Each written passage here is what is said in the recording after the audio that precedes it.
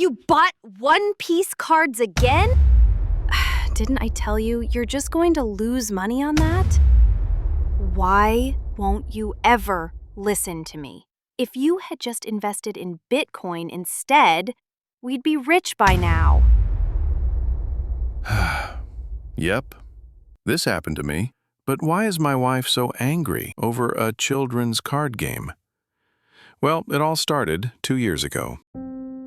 Han, have you seen the new hyped One Piece trading card game? One of the biggest YouTubers in the Philippines just pulled a $1,000 card. What? That's worth $1,000? But it's just a piece of cardboard.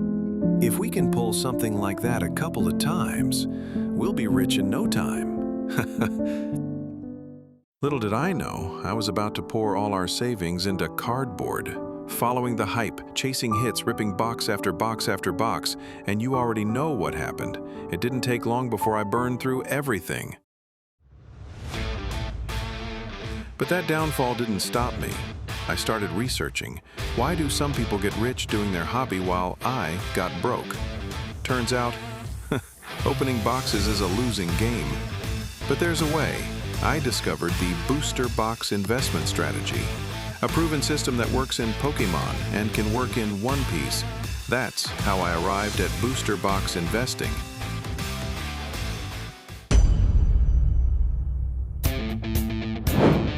The theme is fantastic, centered around the whole master and apprentice dynamic, but beyond that, there's no real innovation and it's missing that one big chase card to hype everyone up. Sure, we've got Blackbeard SSP, Zoro SP, and the manga Bonnie, which is peak waifu material in Japan, but Western collectors? They're a different kind of beast. They're not chasing waifus, they're chasing clout.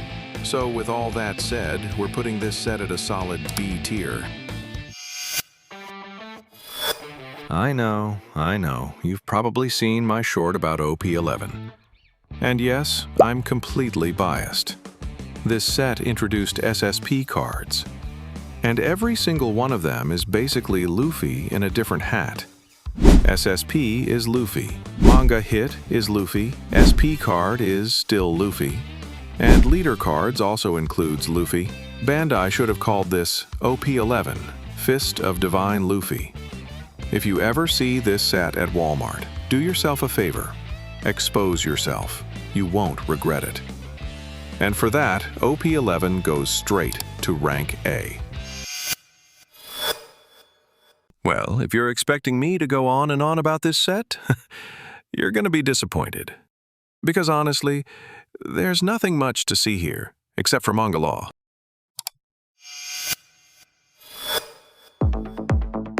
Anniversary sets are chef's kiss for collectors.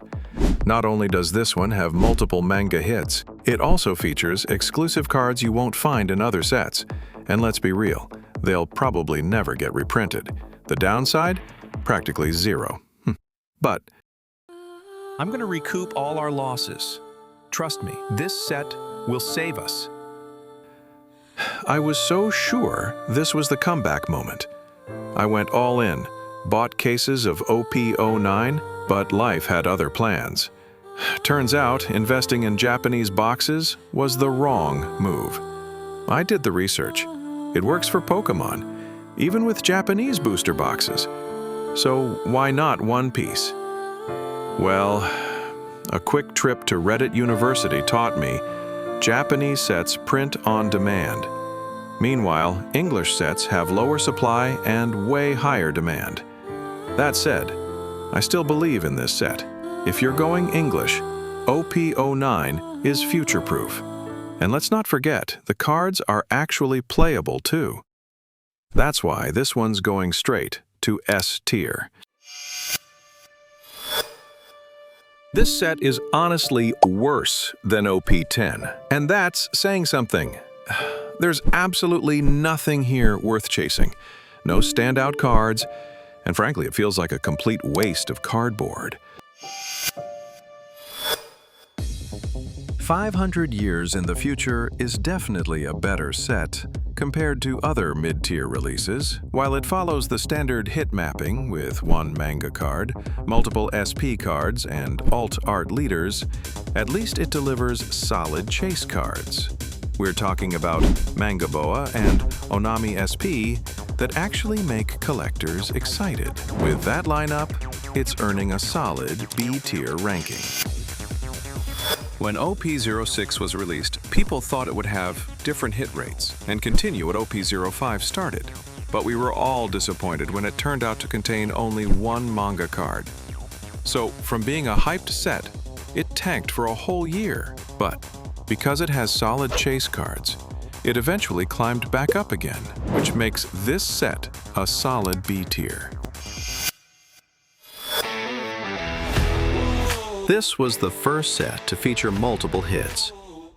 There was even a time when Oda's signed cards outpriced the Gear 5 Luffy because people thought they were rarer and harder to pull. Everyone was opening boxes. The hype was so intense that you couldn't find boxes anywhere in the market. Up until now, only packs have been reprinted, but no booster boxes. I believe the supply is much lower than the market realizes. With solid chase cards and being an anniversary set, we're putting it in S tier, above OP09.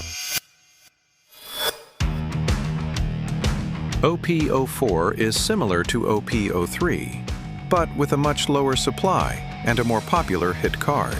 Even now, the SP Boa remains one of the most sought-after SP cards, valued at around $200. Paired with Manga Sabo as a chase card in a limited supply set, this set earns a solid B-tier ranking. OP03, being one of the early sets, means supplies are limited. But let me remind you, you're essentially chasing Usopp when it comes to this set. With a weak chase card, no one's going to get nostalgic about this set, except maybe me getting my Nami leader card. And with it being rotated out by 2026, we're placing it in B tier.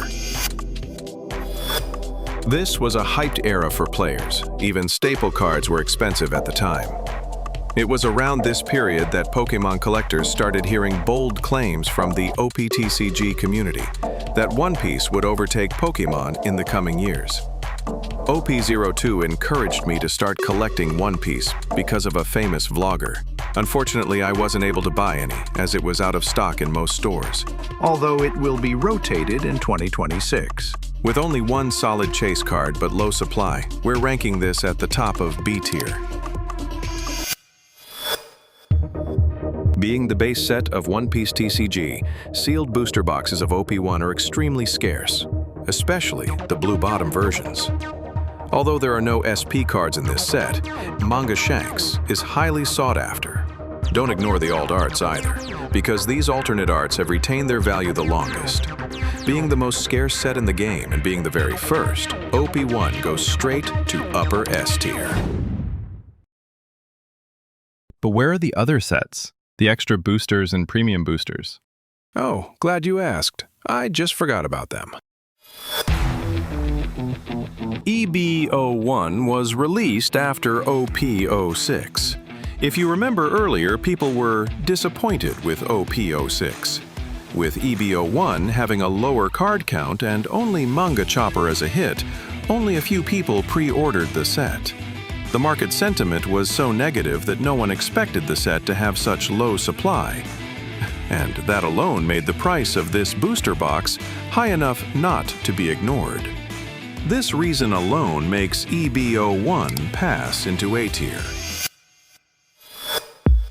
Bandai learned from their mistake with EB1. It wasn't profitable for them to release a set with only one hit, which is why they made EB2 a game changer. Besides reprinting leader cards with their normal arts, they added gold foil text. On top of that, they made the chase card stronger by making it Luffy, creating a hype set on release. Demand became high, with playable cards included. This earns a spot in lower A tier. A photo of multiple manga cards appeared during PRB 01's release, earning various opinions because of the manga reprints. Many believe that PRB-01 would kill the One Piece market by reprinting the top hits from previous sets, temporarily crashing the market for OP-01, OP-05 boxes. But they were wrong. Because you can only get the manga reprints in a God Pack, and these reprints have distinctions from the first prints. Communities from all over the world opened countless boxes chasing the God Pack, with strong chase cards like Nami and various Gold Dawn cards exclusive to PRB-01. This earns a solid S-tier ranking. It includes various Gold Dawn cards like PRB-01 and the long-awaited Chase Manga Sanji.